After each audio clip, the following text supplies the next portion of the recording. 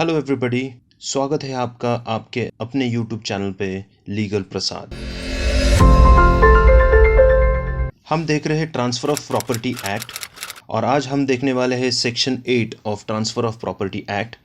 और ये सेक्शन कहता है operation and method of transfer of property. तो ये टाइटल है सेक्शन का। और सेक्शन 8 ये कहता है unless a different intention is expressed और necessarily implied, a transfer of property passes forthwith to the transferee all the interest which the transferor is then capable of passing in the property and in legal incidents thereof। इसका मतलब यह है कि कभी जब भी कोई भी ट्रांसफरी को कोई भी प्रॉपर्टी ट्रांसफ़र करता है तो उसके साथ जो कोई चीज़ें अटैच्ड होती है वो भी उसके साथ ट्रांसफ़र हो जाती है। तो ये चीज़ें कौन कौन सी अटैच्ड होती है और कौन कौन सी चीज़ें जो अटैच्ड है वो ट्रांसफ़र होती है वो हम डिटेल में आज देखने वाले हैं। तो सेक्शन 8 ये कहता है कि जब भी कोई भी ट्रांसफ़र होता है तभी ये प्रिज्यूम किया जाता है कि जो कोई प्रॉपर्टी है ये ट्रांसफरी के फेवर में चली जाती है जब भी ट्रांसफरर से वो ट्रांसफ़र होती है।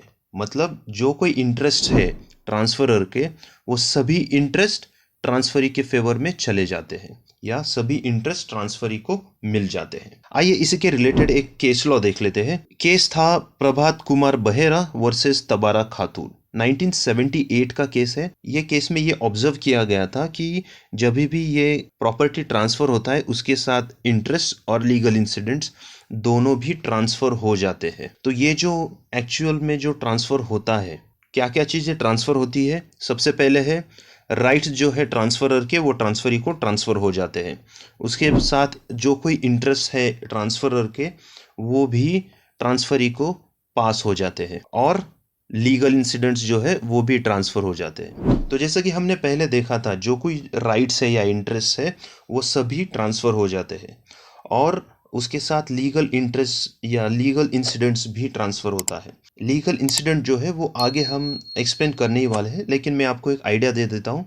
लीगल इंसिडेंट क्या होता है कि तो लैंड को जो कोई चीज़ें अटैच्ड होती है तो वो ट्रांसफरी को मिल जाती है या फिर बायर को मिल जाती है। तो नेक्स्ट पॉइंट देखते हैं, ट्रांसफ़र पासेस ऑल राइट्स और इंटरेस्ट ऑफ ट्रांसफरर। तो एक एग्जांपल से हम ये समझ कर लेते हैं।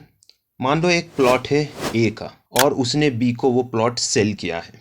अभी जब भी ये ए ने बी को प्लॉट या जो कोई ज़मीन है वो ट्रांसफ़र किया था तभी वो लैंड में कुछ मैंगोज़ के ट्रीज़ थे, मैंगोज़ के पेड़ थे। जब ये ट्रांसफ़र डीड बनाया गया था या फिर सेल डीड जब बनाया गया था तभी ये मैंगो ट्रीज़ का उसमें कुछ भी मेंशन नहीं किया गया था, लेकिन ये प्रिज्यूम किया गया जो मैंगो ट्रीज़ है वो भी बी को ट्रांसफ़र होने वाले हैं। तो मैंगो ट्री से जो कोई बेनिफिट मिलने वाला है तो वो सभी बेनिफिट जो है वो डायरेक्टली बी एंजॉय करने वाला है।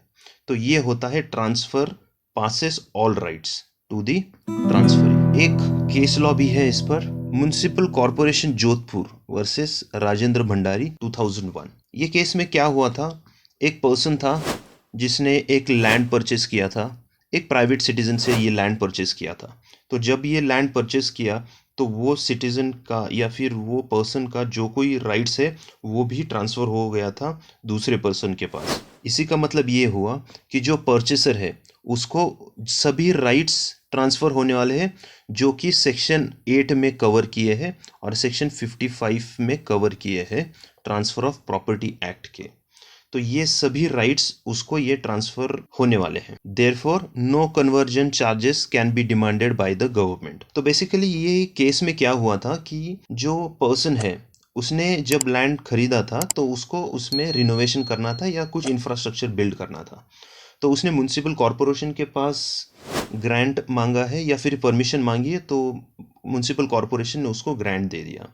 सेकेंड टाइम फिर से उसको कुछ रिनोवेशन करना था तो सेकेंड टाइम भी उसने किया तो उसको ग्रांट मिल गया। लेकिन थर्ड टाइम वो जब गया कुछ और नया रिनोवेशन करने के लिए तभी म्युनिसिपल कॉरपोरेशन ने उसको डिनाई कर दिया। तो जब ये बात कोर्ट में चली गई तभी कोर्ट में ये एज्यूम किया गया था ये जो लैंड डेवलप हुआ है ना ही वो गवर्नमेंट का है या ना ही गवर्नमेंट का कुछ इन्वेस्टमेंट है वो डेवलपमेंट के लिए। मतलब गवर्नमेंट उसको परमिशन के लिए डिनाई नहीं कर सकता है अगर उसको कुछ चेंजेस करना है वो लैंड में। तो ये कंक्लूजन निकला था ये केस में। आई होप यहाँ तक सब कुछ क्लियर है। तो आज के लिए इतना ही काफ़ी है। फिर मिलेंगे नए टॉपिक के साथ। तब तक के लिए धन्यवाद। जय हिंद।